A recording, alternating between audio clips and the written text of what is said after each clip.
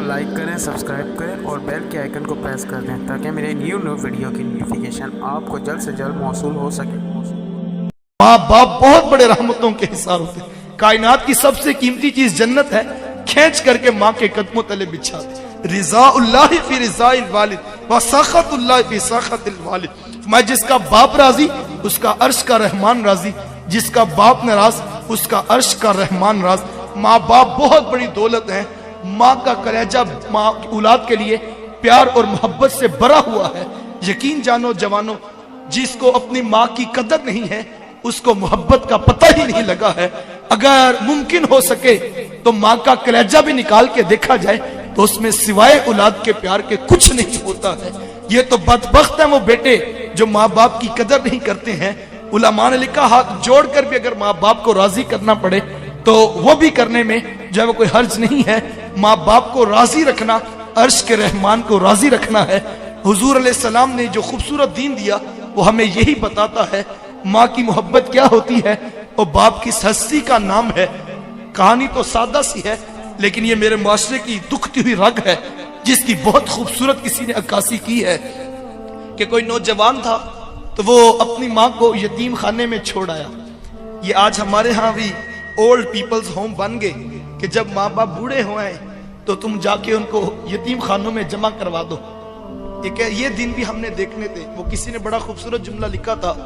उसने कहा जब छोटे थे तो लड़ाई होती थी, एक कहता था माँ मेरी है, दूसरा कहता था नहीं माँ मेरी है, और इस बात पे लड़ते थे। एक कहता था माँ मेरी है, दूसरा कहता था माँ मेरी है।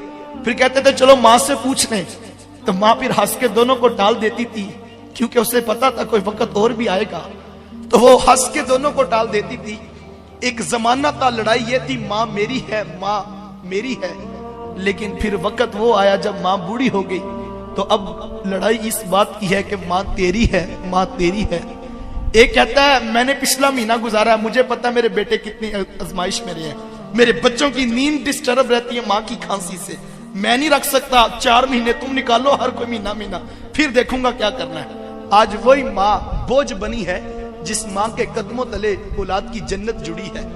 तो खैर वो माँ को जमा कराया और साथ इंतजामिया को नंबर लिख के दे दिया कि जब माँ मरने लगे तो मुझे फोन कर देना, मैंने तदफीन अब्बाई गांव में करनी। खैर उसका वक्त आखिर करीब आया तो इंतजामिया वालों ने फोन किया और कहा कि माँ मरने के करीब है, अगर मुलाकात करनी है तो आ जा। खैर वो पहुंचा और उसने आके कहा माँ अगर तेरी कोई ख्वाहिश हो तो मुझे पूरा करने का ख्वाहिश का रखता हूँ, तो तू मुझे कोई बात कहे तो मैं उसे पूरा कर दूं। तो उसने कहा बेटा ये यतीम खाना जहां तूने मुझे जमा करवाया तो इसके कुछ पंखे खराब हैं, जब जून जुलाई की गर्मी आती है तो यहाँ बूढ़े माँ बाप सिसकते हैं, अगर तेरे पास पैसों में वुसअत हो तो यहाँ के पंखे तब्दील करवा दे। तो कहने लगा कि माँ अब मैं पंखे तब्दील करवा भी दूं तो तुझे क्या फायदा, तू पहले बताया होता तो मैं तब्दील करवा देता, तुझे भी फायदा हो जाता, अब मैं तब्दील करवा भी दूं तो तुझे क्या फायदा। अब माँ की मोहब्बत क्या होती है। उसने कहा बेटा मुझे पंखे अपने लिए नहीं चाहिए, मैं तो डरती हूं कल जब तू बूढ़ा होगा तेरी औलाद तुझे यहाँ ना छोड़ जाए और मुझे कब्र में भी नींद नहीं आएगी, मेरे लाल को गर्मी लग रही है, मुझे पंखे अपने लिए नहीं चाहिए, मुझे तो तेरे लिए चाहिए। वो कोई बूढ़ा बाप था ना, तो मोबाइल उठा के मोबाइल वाले के पास चला गया और उसे कहने लगा बेटा ये मोबाइल ठीक कर दो। नौजवान ने मोबाइल देखा तो कहा बाबा जी मोबाइल ठीक है। उसने कहा नहीं बेटा ध्यान से देखो ये मोबाइल खराब है। उसने फिर देखा तो कहा बाबा जी मोबाइल बिल्कुल ठीक है। दूसरी मरतबा जब बूढ़े के हाथ में मोबाइल पकड़ाया तो बूढ़े की आंखों में मोटे मोटे आंसू आ गए और उसकी हिचकी बंद गई। उसने कहा बेटा अगर ये मोबाइल ठीक है तो इसके ऊपर मेरे बेटे की कॉल क्यों नहीं आती है, मैं सारा दिन कान से लगा के बैठा रहता हूं कि मेरा बेटा अभी मुझे कॉल करेगा, मेरा बेटा अभी मुझे कॉल करेगा, लेकिन इसके ऊपर मेरे बेटे की कॉल नहीं आती है।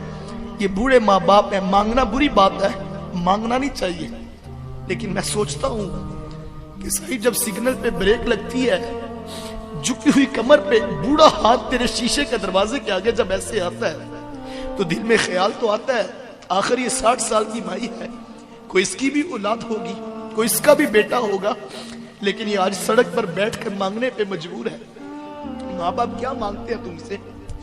नमाज खत्म होती है तो सारे लोग उठ के घर चले जाते हैं, एक 60 साल का बूढ़ा मस्जिद में बैठा रहता है, उसको उठ के घर नहीं जाता। क्यों? اس کو پتا میری گھر میں کس کو ضرورت ہے، وہ مسجد کے قاری صاحب کے پاس بیٹھ کے وقت گزار لیتا ہے، وہ اپنے بیٹوں کے پاس نہیں جاتا۔